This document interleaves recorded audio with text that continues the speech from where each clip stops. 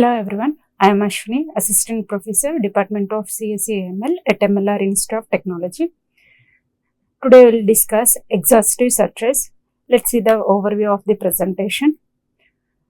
In last session, we already started this exhaustive searches. In that, we have already completed breadth first search. The second one is depth first search, depth first iterative deepening, and bidirectional search. The next one is depth first search. We have already discussed the BFS and DFS. The BFS is row wise. It will start from start node to goal node, root to and leaf nodes, left to right, and it will goes like this row wise. In DFS, it will start from the same root node to goal node, left to right, but it will goes to column wise. First it will start the root node followed by the left first node, and it will deep into the left branch, entire left branch until it reaches the terminal nodes. Later it will goes to the next node, the next branch of this graph or tree. Okay, so look at this one. DFS is a recursive algorithm traversing. Why we use a traverse a tree or graph data structure?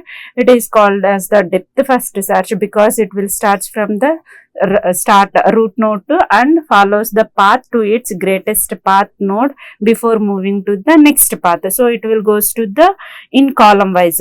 For example, it is the root node and it is the goal node. Then it will go like this. After completion of this path, for example, the goal node is here.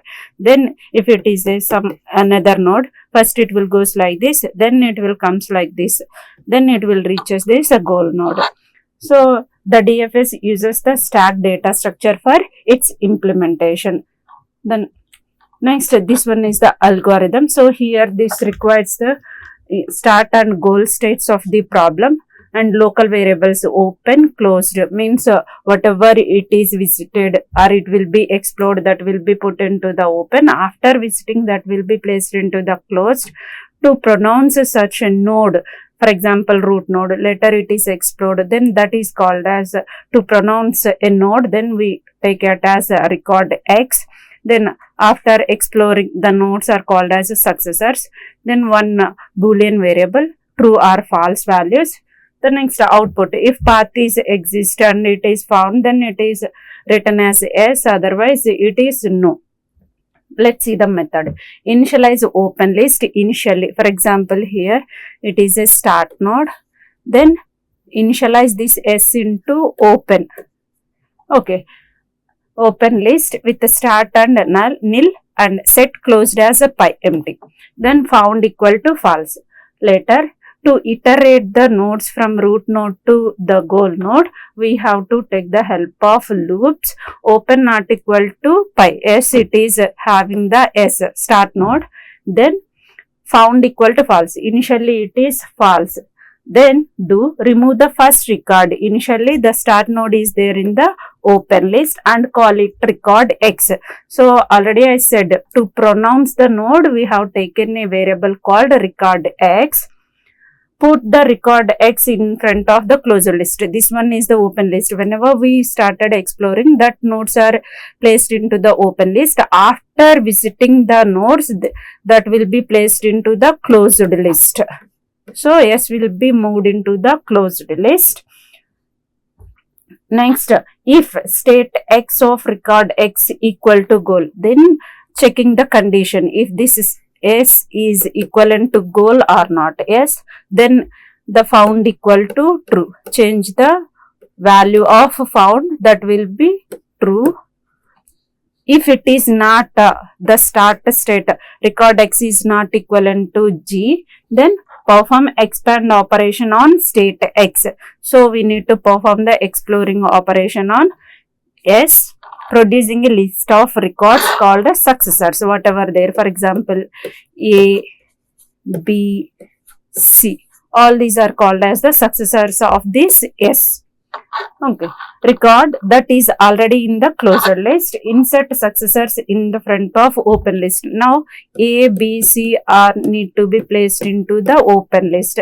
S is already moved into the closed list. Now S is not there in the open list. Later A, B, C is placed into the open list.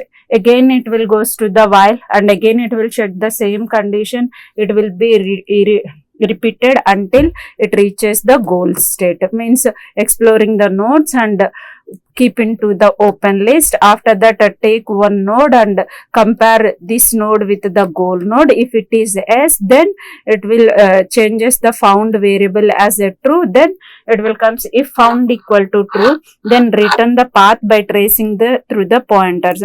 So if it is, for example, A to G, then the pointers S, A, G is the path. In such a way it returns the true. So parents on the closed list, else return no. If the path is found, then it will be yes, then the path will be written. If it is no, then it returns the no, means there is no path exists for the graph. After that, stop the iterating procedure. This is the algorithm, means take the root node, explore the root node, take first node and explore that node until it reaches the specified depth or it reaches the terminal nodes. Again it will goes to the next branch. Again it needs to explore the nodes until it reaches the specified depth or terminal nodes. This process will be repeated until it reaches the goal node. Next, what are the advantages and disadvantages of the DFS algorithm? So it requires the less memory, means it will store in the form of stack. So it requires the less memory. It takes less time to reach the goal node. For example, if S is the root node and A is the goal node, then it reaches easily. So it will take the less time. Okay. Next, disadvantages. There is the possibility that many states keep reoccurring and there is no guarantee of finding the solution. Comparing to the BFS, if the graph contains the goal node, the BFS definitely will produce the output, whereas the DFS, it is somewhat difficult, means there is no guarantee finding the solution. Next, DFS algorithm goes for deep down searching and sometimes may go to the infinite loop. For example, if it is it having the number of branches, then it will goes into the deeper to search the goal. For example, if it is there here and here, then here it is the goal node, then it needs to traverse all these branches to reach this goal node. This is one of the drawback of the DFS. Let's see the example. Already we know what is the water jug problem. Let's remember once again what is the water jug problem. There are two water jugs. One is a 5G jug, another one is a 3G jug. There is no mark on the water jug says that 1G, 2G, like that. There is no such type of marks. 5G jug and 3G jug. Here our solution is we need to fill the 4G water into the 5G jug. So already we have applied the same problem using BFS. Let's see the DFS. So initially, and we can apply the three operations on this only. We can fill the water, or we can transfer the water, or we can empty the water jug. These are the three operations we can perform on this. So the water supply is endless water supply. We can fill and we can empty the jugs. Initially the state is 0 and 0, means the two jugs are empty. Later we can fill the jugs. Here 5, 0. Means there are production rules we have already seen. There are 8 production rules in water jug problem. These 1, 2, 3 are the rules which we are applying on this state. So 5, 0, we are filling the 5G jug. Later we are transferring the water 5, 3. After that it contains a 2 and it contains the 3. Now again we are emptying the 2G water. Next we are transferring the water 3G. Next again we are filling 3, 3. Next we are transferring the water 5, 1. Now empty the water 0, 1. later 1 comma 0, transferring the water from 3G into 5G, later again filling the water into 3G completely and transferring the water. Now we have the goal state 4 comma 0, having 5G jug, 4G water. That is the goal state. Initially it is 0 comma 0 and at last it is 4 comma 0. This is the water jug problem by using the DFS. It will start from the 0 0 and reaching the 4 comma 0. It can be anything. There is no specification on the 3G. Either it can be filled or it can be empty. In this case, and we can use another method also to reach this state. Not only this case, we can apply the different rules also to reach this one by using the DFS. And already I said, here it will maintain the stack, means what are the nodes which we are explored and what are the visited nodes. It will memorize all these nodes to give the path from parent to goal node. So initially it is started at 0 comma 0, at last it reaches the 4 comma 0. So it memorize all these nodes from 0 0 to 4 comma 0. The next algorithm is depth first iterative deepening algorithm. Here it will take the advantages of the both DFS and BFS searching algorithm. So here the main thing we need to remember, it will take depth initially and it will start with the depth equal to 1. Later if the goal is reached, then it will be start tracing the path. If it is not, then it will increase the depth value, depth equal to 2, depth equal to 3. In such a way it will goes to the until it reaches the goal node. Okay, let's see the algorithm. So input the same start and goal states. Local variables are only found. Let's see here the method initialize d equal to 1. So for example here A, B, C,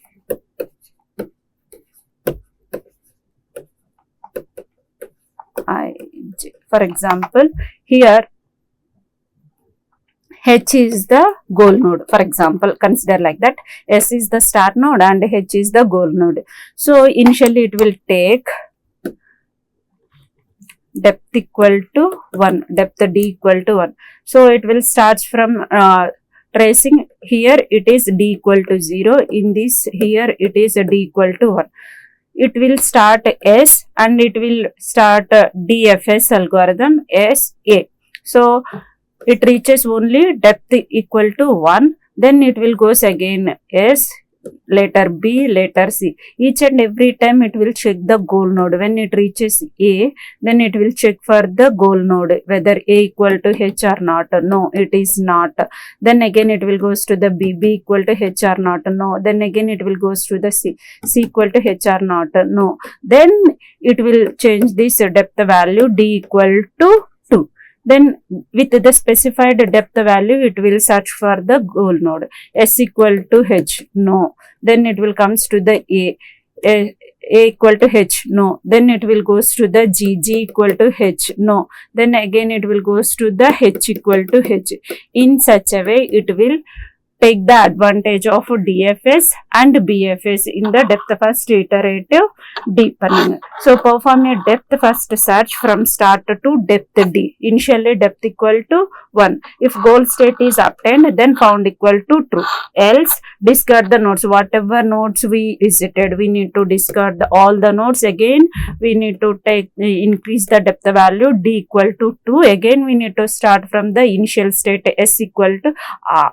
Even though we have visited the depth equal to 1 time nodes, all the nodes, but again we need to start from the when D equal to 2, when again we need to start from the S, and again we need to traverse A, B, C.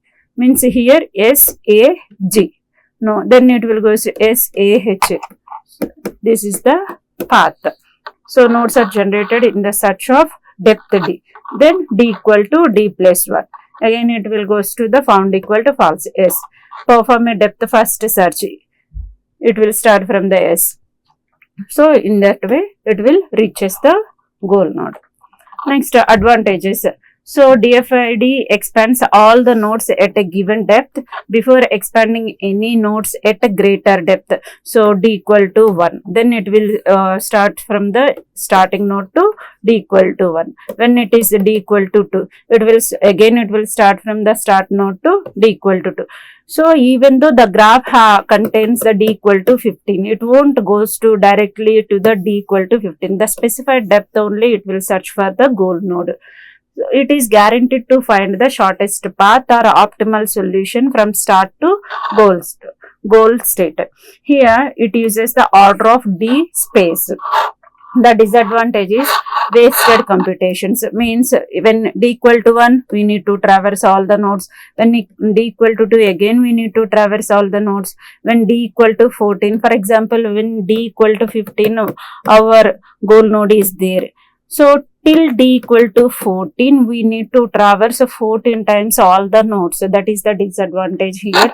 That is what wasted computations before reaching the goal. Next, let's see the example. So initial state, later first iteration, it will start like this. Next, second iteration, start node. Next, D equal to 1, D equal to 2. Here, D equal to 1. Next, again it will goes here. If it is means another graph, it contains like this. Again it will goes like this.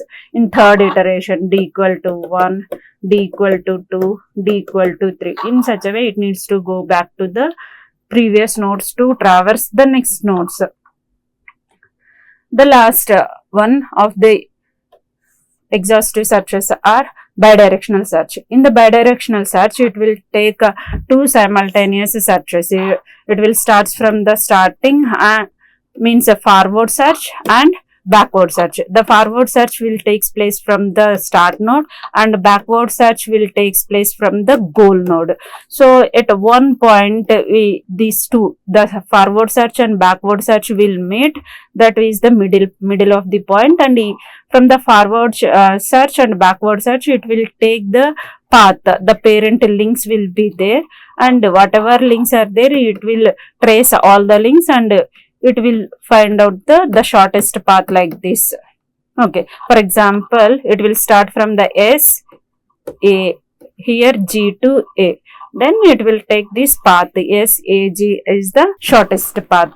So one search moves forward from the start state and the other moves backward from the goal and stops when the two meet in the middle. It is useful problems have single start and a single goal state. The approach is described in the optimization of the depth first iterative deepening algorithm. It will be combined with the bidirectional search. Let's see. So the depth first iterative deepening just now we completed. Initially it will start with the depth equal to 1, and here to avoiding the exponential memory consumption means each and every time we need to discard the visited nodes when the depth will be increases. So here it repeatedly performs DFS with increasing depth limits until goal state is found. Next, bidirectional search, already we have seen both the start state and the goal state simultaneously. Next, the combining DFID with the bidirectional search, it will start with the depth equal to 1. Let's see the example to understand more. So here it is the graph. This start is the 1 and goal is the 16. So it will start from the forward and here backward. Let's see. So here start node 1. K equal to 1 means K is the depth here. When K equal to 1, the goal node. So starting state 1, goal node is 16. Next, when K equal to 1, the start state 1, 2, 3, 4. Next, the goal state here. When K equal to 2, 16, 14, 15. Already here we have done. Next, it will goes to the next level. 11, 12, 13. Next, after that, when K equal to 2, the start state is K equal to 2 equal to 5, 6. look at here, 5, 6, 7, 8, 9. From 11 to here it goes to the 7. So it reaches the 7. Or here we are having one more also, 6. So here the 6 is the middle point from the goal state to starter state. So let's look at the summary. In this session we have completed DFS. Example problem is water jet problem. Remember, DFS is column wise search, BFS is row wise search. Next, DFID. So it will take the both the searches advantage, that is BFS and DFS. So DFID, it will take DFS. It is also called as the extension of DFS. So here it will start with the depth equal to 1, depth equal to 2. In such a way, it will start with the DFS. Again, it will move the row wise, means that is taking the advantage of BFS. Next, the last one is a bidirectional search. In the bidirectional search, it will start with the forward and backward. At a time, simultaneously, it will start the searching from the forward and backward. This bidirectional search is useful when the graph contains the single start state and single end. Start and end. In the next session, we will see the heuristic searches. Thank you.